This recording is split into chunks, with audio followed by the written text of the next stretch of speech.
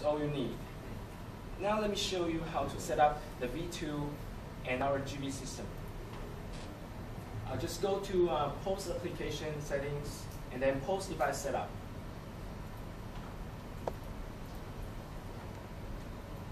Here, I already add a POS system here, but I can show you how it can be, how the configuration can be done. First, you need to select the printer type.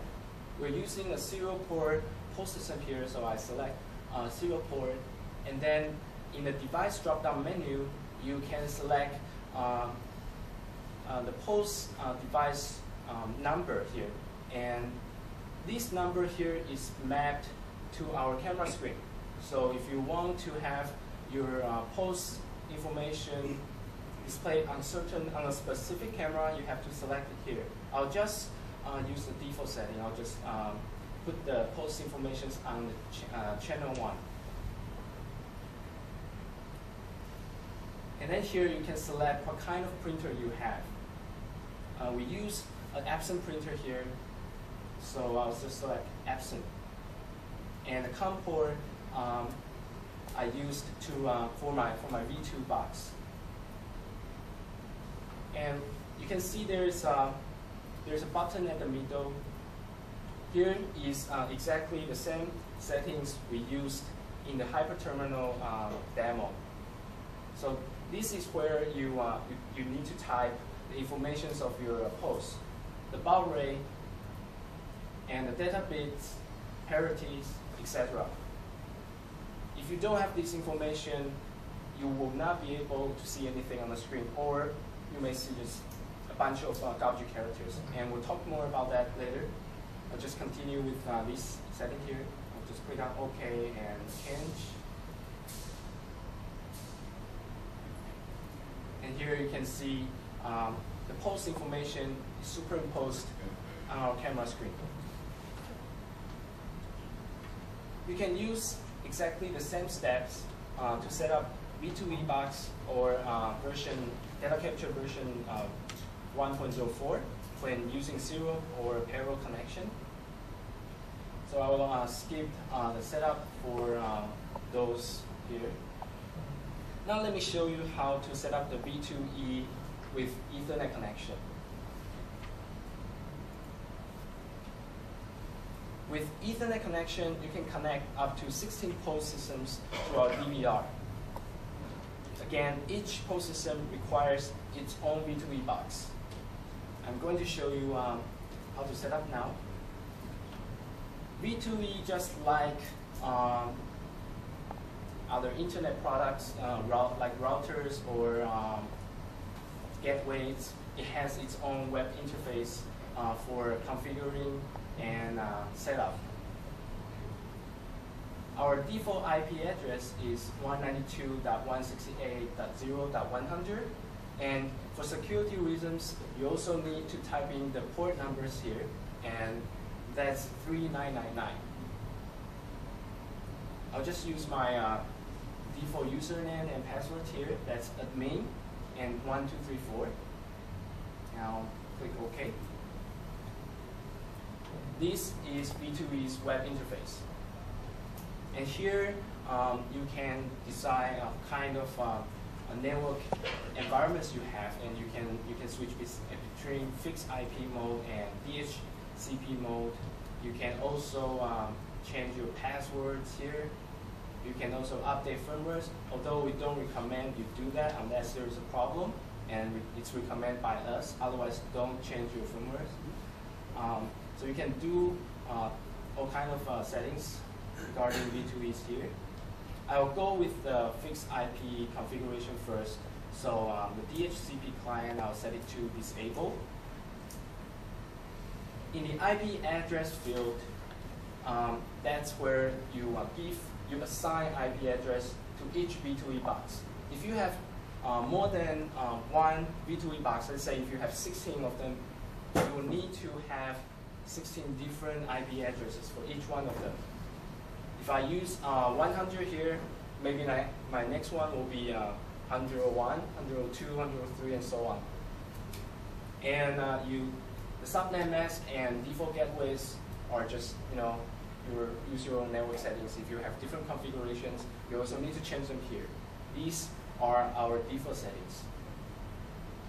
Now I'll just go along and click submit.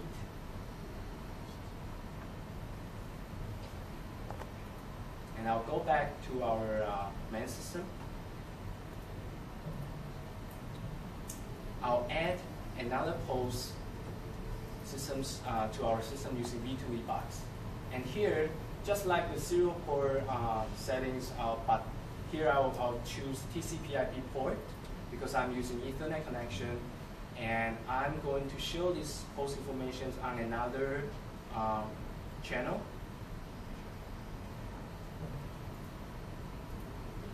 I'll put it on channel 3. And again, because this POS system uses Epson printer as well, I'll just select Epson as my POS module. And you can see the button in the middle is changed. Now it shows the settings for data capture IP address settings. Because I disabled the DHCP client, I'll just type in the IP I assigned to my V2E box, which is 192.168.0.100. If you want to add more POS V2E box to our DVR, you just need to continue to repeat these steps here. And here I can input the device port, log and password here. If you change the device port in the web interface, you will need to modify the device port here as well. If you use 3000, you need to change it to 3000 here. And because I'm using default password 1234, I'll just go along with it and click OK.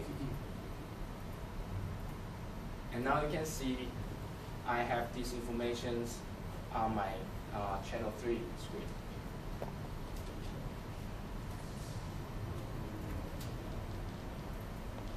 So with Ethernet connections,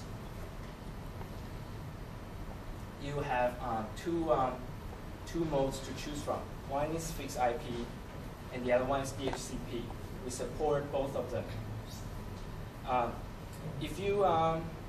The fixed IP mode is easier to configure. As you can see, I just need to assign IPs to each V2E box, and then I just enter the same IP address in the configuration page.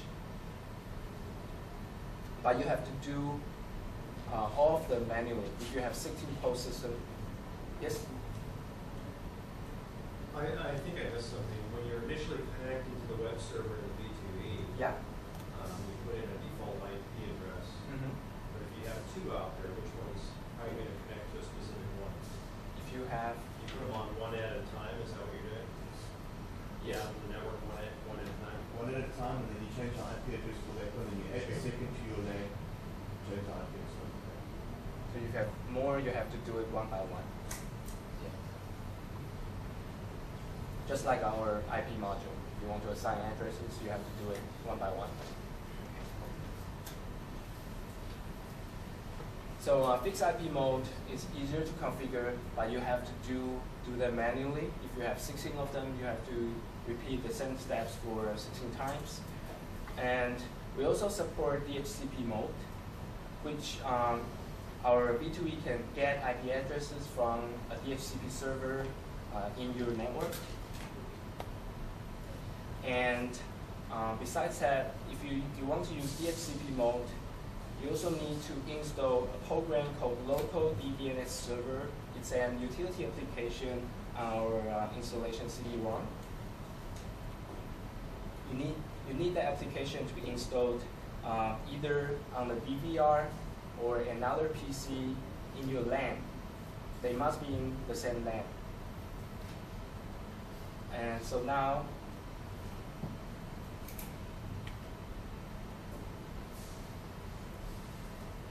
I'll tell you more about the local DDNS server. If you want to connect using DHCP mode, local DDNS server must be installed on the DVR or separate PC at the same LAN. And local DDNS server can be found again on our installation CD. And I'm going to show you